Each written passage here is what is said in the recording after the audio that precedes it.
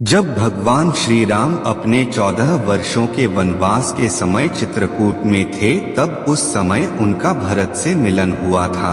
भरत के जाने के पश्चात भगवान राम ने वहां से जाने का निश्चय किया, क्योंकि अयोध्या की प्रजा को उनका निवास स्थान पता चल चुका था। इस कारण भगवान श्री राम ने वहां से निकलकर आगे दंडकारण्य वन में जाने का निश्चय किया। जब वे दंडकारण्य वन में पहुँचे तो वहाँ महर्षि अत्रि व माता अनुसूया का आश्रम था। महर्षि अत्रि एक सिद्ध महात्मा थे, तो वही माता अनुसूया एक महास्ती स्त्री। दोनों ने ही अपने तप से कई दैवीय वस्तुएं प्राप्त की थी। भगवान श्री राम माता सीता व लक्ष्मण के साथ उनके दर्शनों की अभिलाषा से उनके आश्रम में चले गए।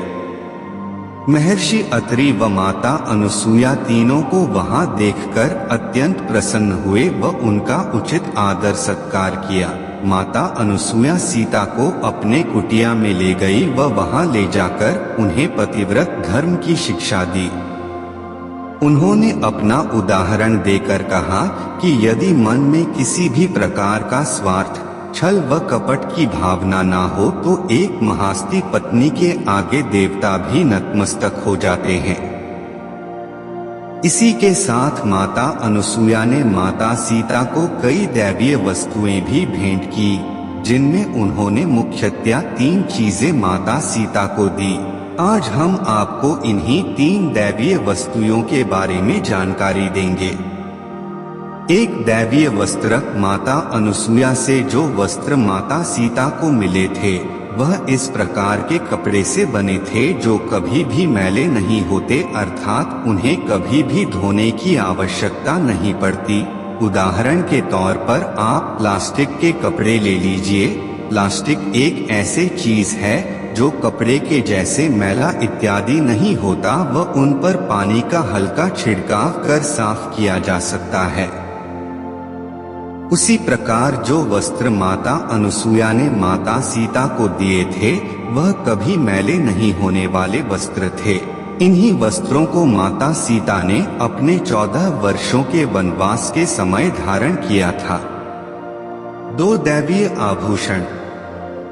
जो आभूषण माता सीता को महास्ती अनुसूया ने दिए थे वह एक अलग प्रकाश अपने चारों ओर फैलाते थे, साथ ही उनमें किसी भी प्रकार की जंग, मैल इत्यादि नहीं लगता था। वे अपने प्रकाश से एक अंधेरे कमरे में भी रोशनी कर सकते थे। इन्हीं आभूषणों को माता सीता ने अपने अपहरण के समय रावण के पुष्पक विमान से नीचे फेंका था, ताकि राम व लक्ष्मण को उन्हें ढूंढने में सहायता हो सके। 3 दैवीय लेप। साथ ही माता अनुसूया ने दिव्य औषधियों का एक लेप माता सीता को दिया था, जिसको अपने चेहरे पर लगाने से बुढ़ापा नहीं आता व त्वचा हमेशा यौवन अवस्था में बनी रहती है। इसी लेप के कारण माता सीता के चेहरे पर कभी झुर्रियां नहीं आई थी व वे हमेशा यौवन अवस्था में ही रही थी। फिर ऋषि पत्नी अनसुया ने सीता जी को मधुर और कोमल वाणी से स्त्रियों के हित के लिए उपदेश दिया है। देवी सीता, सुनिए, माता पिता और भाई सभी हित चाहने वाले हैं, परंतु वे सब स्त्री के जीवन में कुछ समय तक ही सुख देने वाले हैं। परंतु हे जानकी, पति तो जीवन साथी हैं, सुख और दुख दोनों का साथी हैं। वह स्त्री अभागी हैं जो विपत्ति के समय में अपने पति की सेवा नहीं करती। धैर्य, धर्म, मित्र और स्त्री, इन चारों की विपत्ति के समय ही परीक्षा होती है। वृद्ध, रोगी, मूर्ख, अंधा, बहरा, क्रोधी और अत्यंत दीन, ऐसे ही पति का अपमान करने से स्त्री यमपुर की भांति दुख प्राप्त करती हैं। तन, मन, धन से पति की सेवा करना यही पत्नी का परम कर्तव्य है। रामायण में 4 प्रकार की पतिव्रता स्त्रियों का वर्णन है। वेद, पुराण और ज्ञानी जन के अनुसार उत्तम श्रेणी की पतिव्रता स्त्रियों के मन में पति को परमेश्वर का स्थान होता है। उनके लिए उनका पति ही सर्वस्व होता है। मध्यम श्रेणी की पतिव्रता स्त्रियां पराये पुरुष को पिता, भाई अथवा पुत्र के समान मानती हैं। जो धर्म और समाज और कुल की मर्यादा को अपना धर्म मानती हैं और जो स्त्री भयवश पति को सम्मान प्रदान करती हैं, उस स्त्री को अधम माना है। जो स्त्री अपने पति को धोखा देने वाली तथा पराये पुरुष से रति करती हैं, वह स्त्री 100 कल्प तक नरक में निवास करती है। जो स्त्री पति सेवा करती हैं, वह शुभ गति को प्राप्त करती हैं। हे सीता, सुनो, तुम्हारा नाम लेकर युगों युगों तक स्त्रियां पतिव्रत धर्म का पालन करेगी। माँ सीता के हृदय को अनसुया जी का उपदेश सुनकर परम सुख की प्राप्ति हुई। जानकी जी ने सुनकर परम सुख पाया और आदर पूर्वक उनके चरणों में सिर नवाया। तब कृपा की खान श्री राम जी ने मुनि से कहा, आज्ञा हो तो अब दूसरे वन में जाओ। मुझ पर निरंतर कृपा करते रहिएगा और अपना सेवक जानकर स्नेह न छोड़िएगा।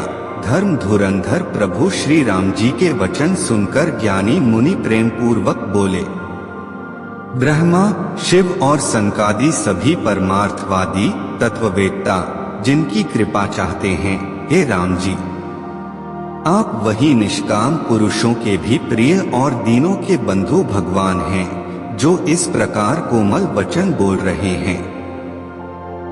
अब मैंने लक्ष्मी जी की चतुराई समझी, जिन्होंने सब देवताओं को छोड़कर आप ही को भजा, जिसके समान सब बातों में अत्यंत बड़ा और कोई नहीं है। उसका शील भला ऐसा क्यों न होगा।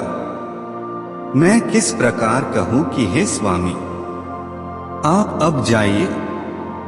हे नाथ, आप अंतर्यामी हैं, आप ही कहिए। ऐसा कहकर धीर मुनि प्रभु को देखने लगे। मुनि के नेत्रों से प्रेमाश्रुओं का जल बह रहा है और शरीर पुलकित है।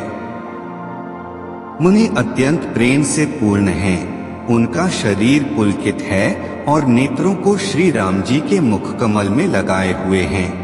मन में विचार रहे हैं कि मैंने ऐसे कौन से जप तप किए थे, जिसके कारण मन, ज्ञान, गुण और इंद्रियों से परे प्रभु के दर्शन पाए।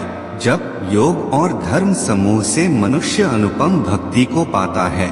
श्री रघुवीर के पवित्र चरित्र को तुलसीदास रात दिन गाता है। श्री रामचंद्र जी का सुंदर यश कलियुग के पापों का नाश करने वाला, मन को दमन करने वाला और सुख का मूल है। जो लोग इसे आदर पूर्वक सुनते हैं, उन पर श्री राम जी प्रसन्न रहते हैं। यह कठिन कली काल पापों का खजाना है। इसमें न धर्म है, न ज्ञान है और न योग तथा जप ही है। इसमें तो जो लोग सब भरोसों को छोड़कर श्री राम जी को ही भजते हैं, वे ही चतुर हैं।